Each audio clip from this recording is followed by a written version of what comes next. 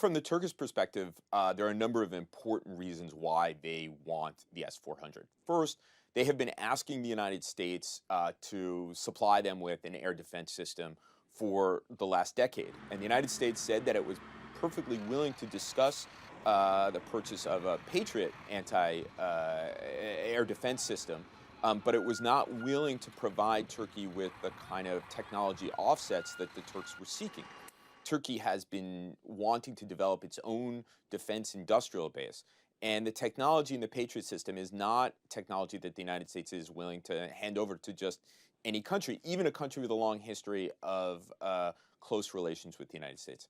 Second, President Erdogan feels quite vulnerable,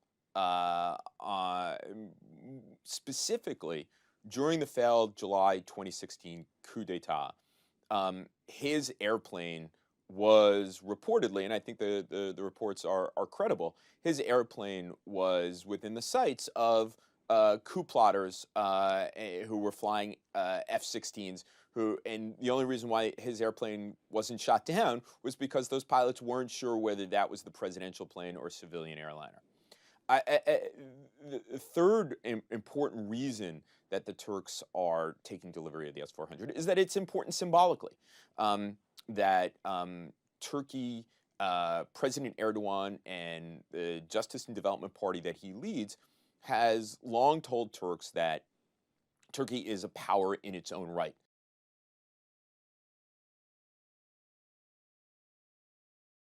Turkey has been an important partner and member of NATO since 1952. Of course, Turkey has drifted from the West for the better part of the last 5 or 6 years.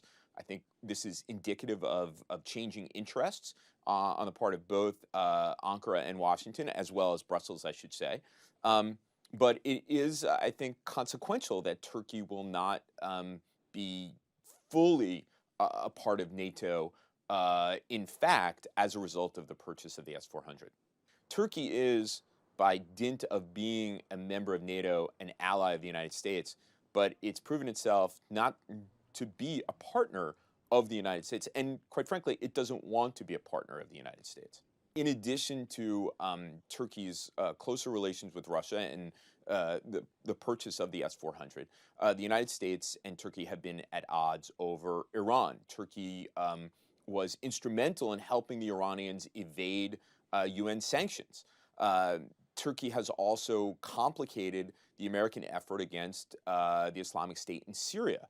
Now, the Turks have their own set of complaints. Just take Syria, for example, a very, very important one for Syria. America's partners in the fight against the Islamic State in Syria are part and parcel of a terrorist organization that has been waging a campaign against Turkey since at least the mid-1980s.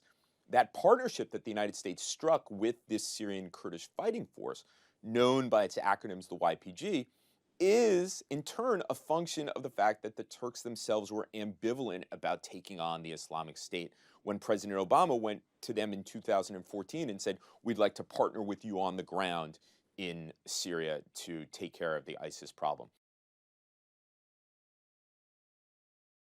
The Turks have had a significant amount of warning from the U.S. government not to purchase the S-400 and that they would face consequences as a result. The Turks chose to ignore that and chose to believe that President Erdogan could convince President Trump that he could buy the S-400 without penalty and continue with the F-35 program.